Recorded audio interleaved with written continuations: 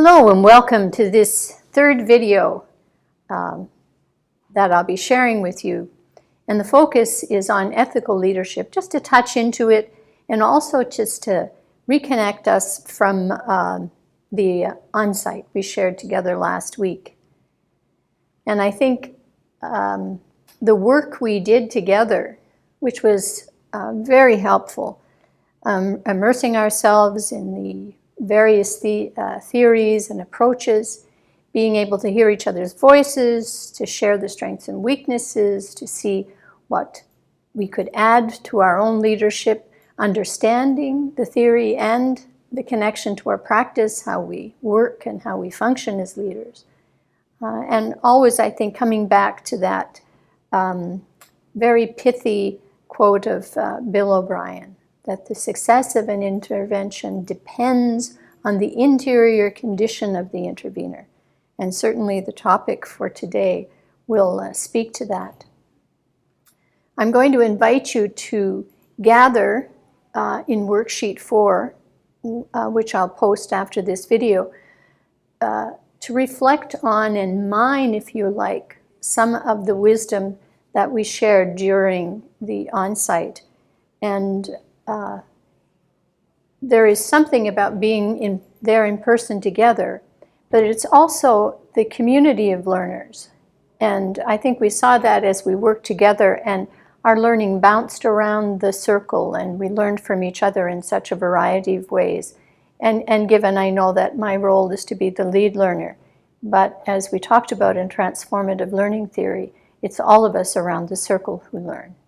So for this focus for this video, I want to gather us in, get yourself settled. The video will be about 20-25 minutes long, I think. And I hope that you will be able to enter into the reflections and be able to once again look at your own experiences of leadership and put them in conversation. I wanted a fall poem again. There is a wisdom in the indigenous traditions that talks about the spirit of everything. Everything has a spirit.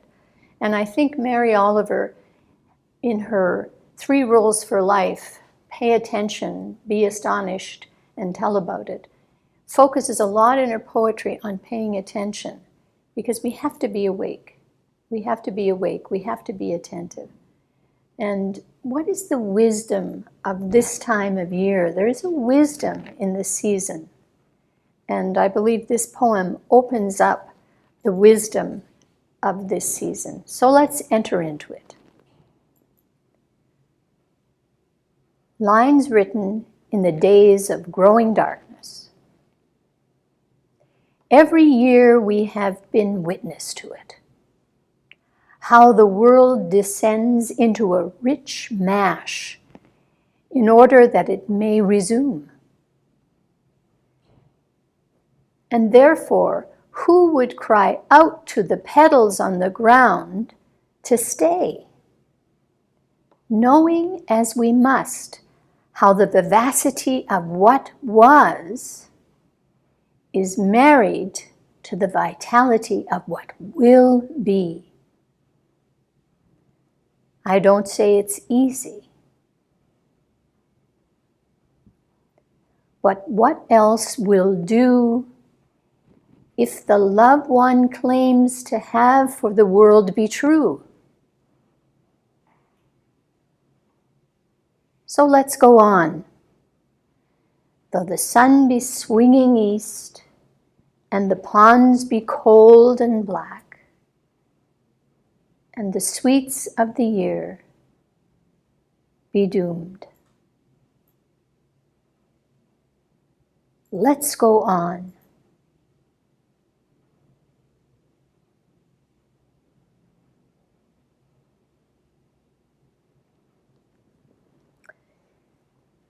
There is an ethic in the very energy and dynamic of that falling season to give way to new life. There is an ethic in that energy, and there is a wisdom in the spirit of the trees.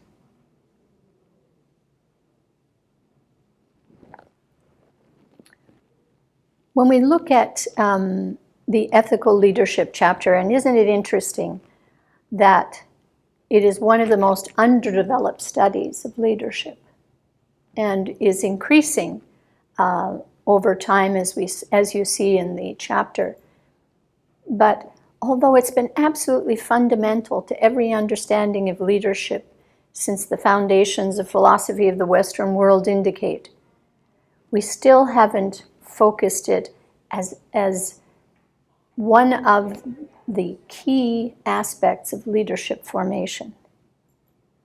And are we reaping the benefits of that now as we are in the midst of this run-up to a federal election and in the culture of the whole world, really?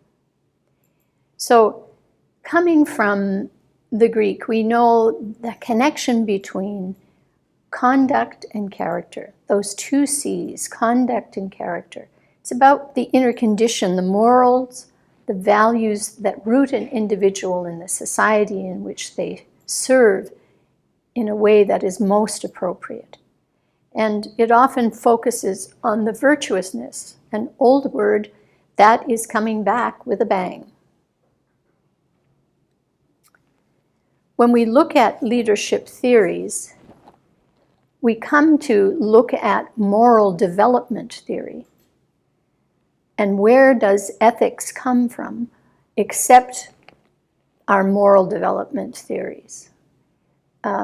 Lawrence Kohlberg was one of the first in the early 80s to look at moral development in the context of the whole human development experience. If you look at his stages here, and pre-conventional morality, he did an extensive study, and it was critiqued in all kinds of ways and has been tweaked in all kinds of ways, and we'll look at one after, but let's look at what he says. That the pre-conventional morality is about obedience and punishment, and that early morality of children focuses on the rules and how to operate within them. And as individuation happens, as children grow and develop, they come to a stage of recognizing their own personal identity, their own individualism, and their own autonomy in some way. And they want the actions they do to be right, but they want them also to be right for them. The second level, conventional morality, the third stage, much more into conformity, into understanding expectations. When kids get older, they go to school, they learn a broader context than their family, and things are moving very quickly around them. They begin to see what the culture is by whom the people they are with and how to orient themselves with it. And it becomes very important then in the fourth stage that we work to maintain what we consider to be the good social order. And moral decisions show concern for that, and they show concern for society as a whole. When we get to the third level and post-conventional morality, we're moving into a much more mature sense, if you like, a much broader, deeper, more inclusive sense of what justice and rights and what moral decisions should be based on, and what a good society should look like, a society for everyone. When we come to the universal, the sixth stage, and it's very interesting, these universal principles, that there is a congruence between the internal condition of the intervener and the desire for the justice that applies to everybody and the whole world. There's a continuity. And it's very interesting, as in most of the developmental theories that look at how humans process life and their own inner-outer realities over the lifespan, we see that there are very few people who stand out, and I tried to put a few here for you, that have been recognized culturally and historically, and you can name your own characters who you could say leaders that stood from that universalist moral tradition. And I think this from the text also makes it pretty clear in terms of what's going on. So in stage one, when we look at it, it's really if our moral decisions are made, our decisions for our conduct are made out of fear of punishment, really. When we move to the second stage, and I think rather this may be cyclic, because I'm sure you've heard this very well from adults and in business and in politics and in many other venues. I'll do this for you if you do that for me. The negotiation. The third stage, I try to be good to do what others expect of me. So understanding my place. And I think as we're developing probably in our integrative teen years, this becomes something that we try to find an anchor for in other ways. And it's quite consistent that younger people can be very dynamic in terms of social justice issues and wanting society to live up to a social just culture. And I think we saw that last week with the Friday movement with Gerda and many young people across this province and across the city for certain. When we're looking at the last two stages, we can see there's an alterity there. We're moving toward other people.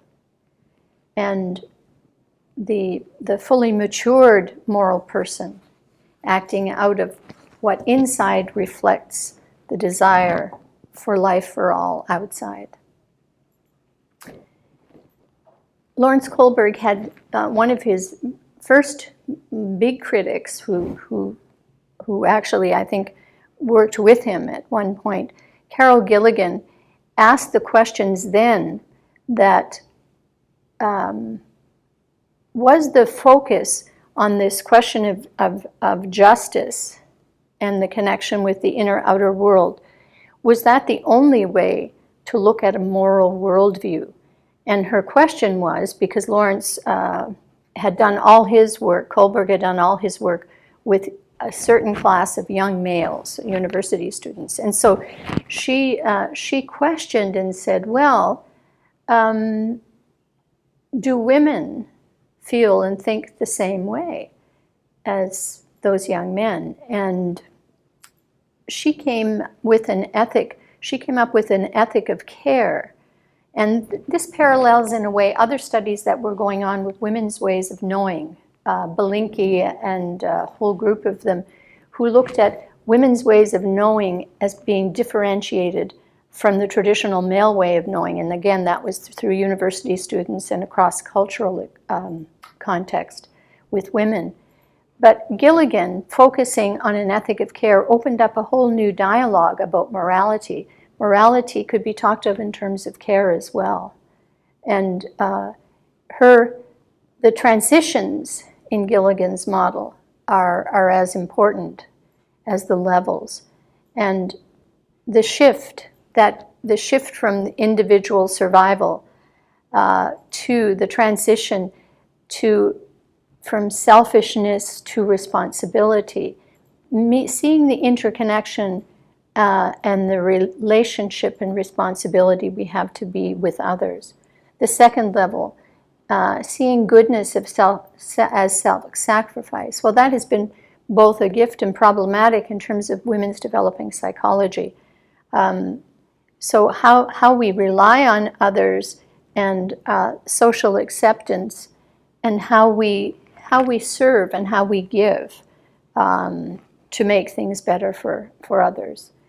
The second transition would be from goodness to truth, questioning the comparative value of self versus others. Is my self-giving for the good in the larger sense of truth and wholeness, or is it is it merely serving another's need on another level? The morality that leads to nonviolence and an integrated sense of self and the care for everyone and the planet. But for women, very often the question is, it is also a care for self. Gilligan's work is very interesting. When we look at the definition of theory, the text, Northouse talks throughout the text, this chapter, of this work being at its elemental stages, if you like. But the definition of an ethical theory is pretty clear about providing a system of rules and principles that help to guide good decision making in good and difficult situations. And I suspect most of the time for leaders, it's that challenging situation. And that's where you'll see Heifetz get into his experience of helping people there. The ethical theories have two general domains, and that's conduct and character. And to me, this is also reflective, if you like, if you think back about skills and traits, there's something here about behavior, conduct. It's the inner world, the outer world, how the leader is in relationship, and what is being served. But certainly the virtue-based ethics have become highlighted, certainly in education and in elementary and high schools. There was a whole movement around virtue-based ethics again, to look at what are the deep principles that we can live by as just human beings to other human beings to develop character. And once again, looking around our world, we can see that courage, honesty, fairness, justice, integrity, and humility are really aspects that are critical for leadership today. I think the centrality of ethics in leadership is well expressed in this chapter. And it goes back to the power, it goes back to two aspects, I believe, power and influence. And certainly the influence dimension of leadership. We influence for good, we rarely influence for neutrality. We generally, a leader is to motivate, to lead people forward.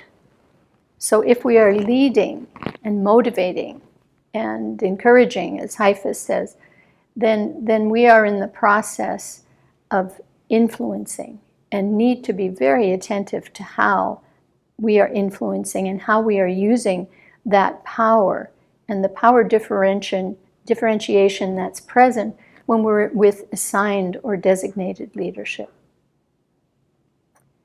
And that leads, of course, to the shadow side of leadership. I wish there was another word, dark and light. The shadow side of leadership and the pseudo-transformational leadership.